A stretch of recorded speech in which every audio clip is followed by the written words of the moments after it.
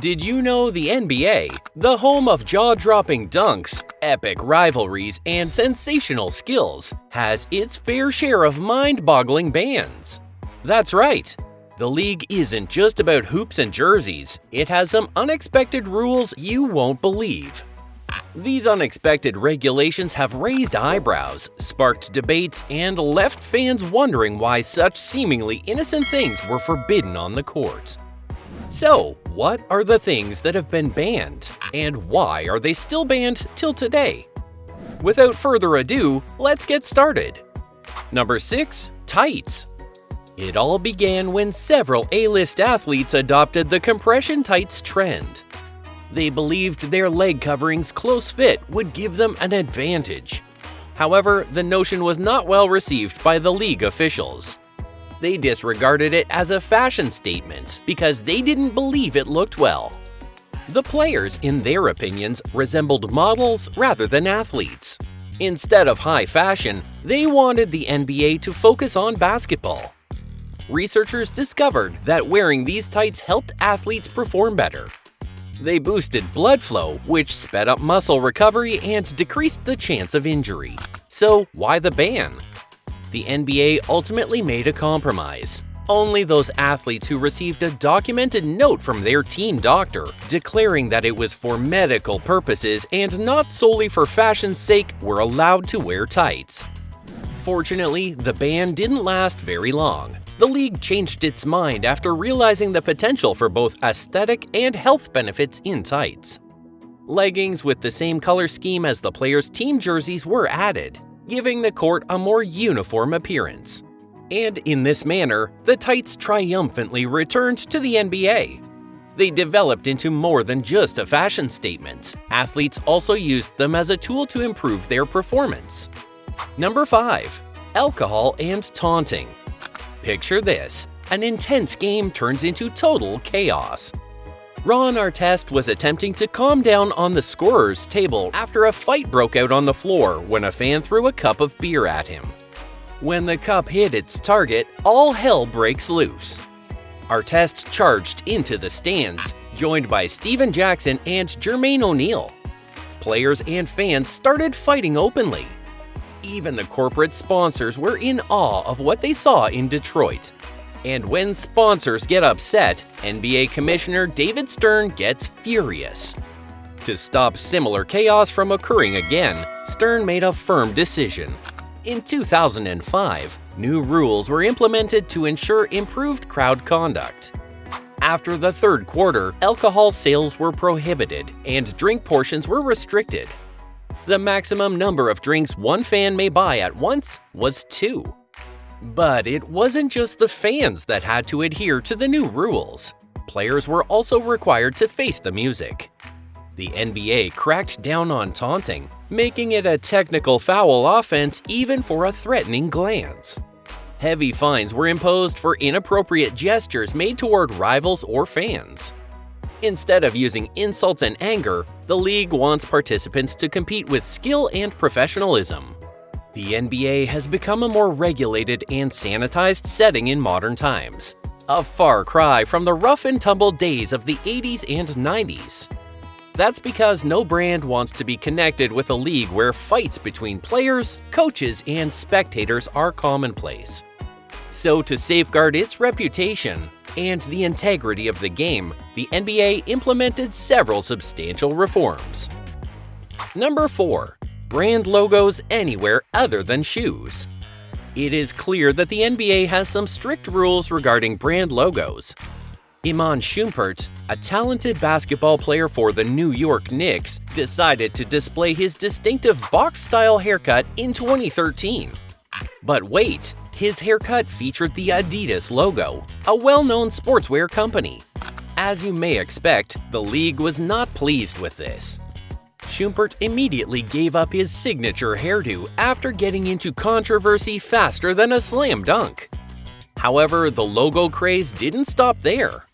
Players like J.R. Smith and Kelly Oubre decided to wear compression sleeves decorated with the Supreme brand's logo in 2017. They were making a fashion statement on the court. And if you thought that was crazy, hold on tight. J.R. Smith even went so far as to get the Supreme logo tattooed on his right leg. Tattoos were not exempt from the logo crackdown either. The NBA even demanded that Lonzo Ball, a gifted point guard, cover up the tattoo on his arm that featured the Big Baller brand logo, owned by his family. Number 3. Baggy shorts. Can you believe this? Baggy shorts. Back in the day, they were extremely popular. However, is it really true that the NBA chose to ban them? Yes, the court is now free of baggy shorts. Allen Iverson and his teammates devised a daring strategy to protest the suspension. They made a fashion statement on the basketball court by picking the baggiest shorts they could wear. Now, you might be asking who keeps track of the length of the shorts worn by the players. Unbelievably, the NBA did. In fact, they employed the fashion police for this specific task. Their responsibility was to keep a close watch on the games to ensure the shorts policy wasn't broken. When the NBA's top executive, David Stern, learned about the protest, he knew he had to act. The Philadelphia 76ers were hit with a hefty $200,000 fine by him. And that's not all.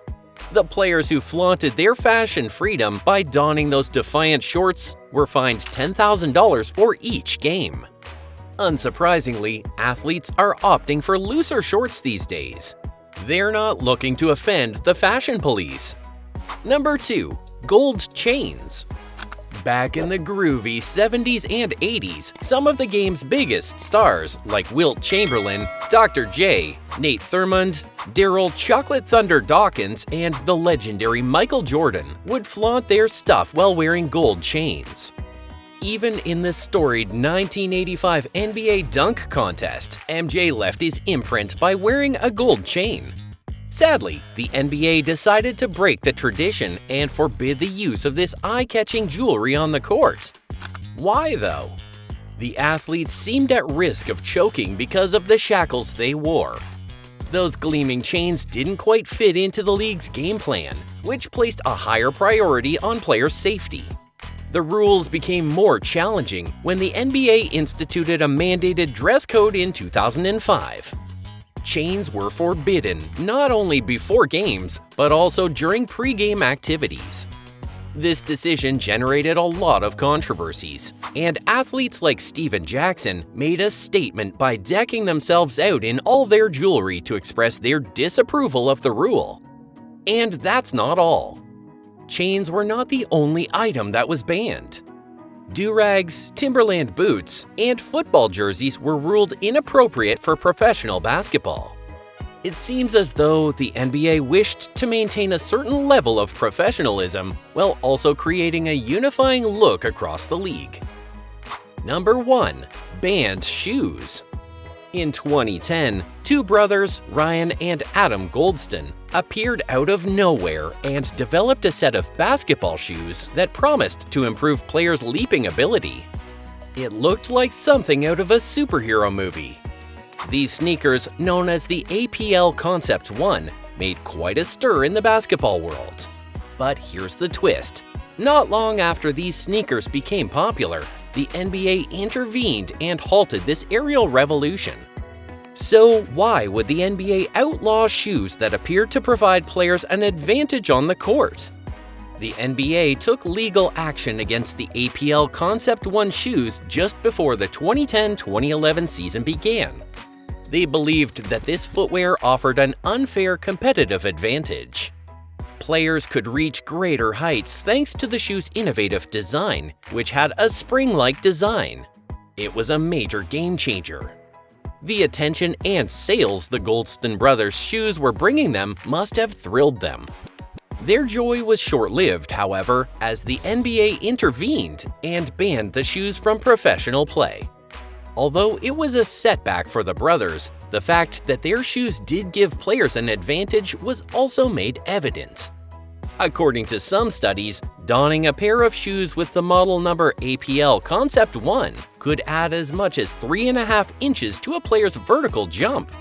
It's like giving your step a little more spring. The NBA's reservations regarding the game's fairness are understandable. Who wouldn't want to fly like a basketball superhero, though?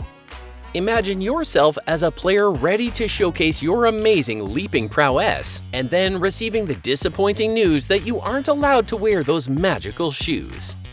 Although it was a setback for the sportsman, it did spark a heated discussion about the need for fairness in the sporting world.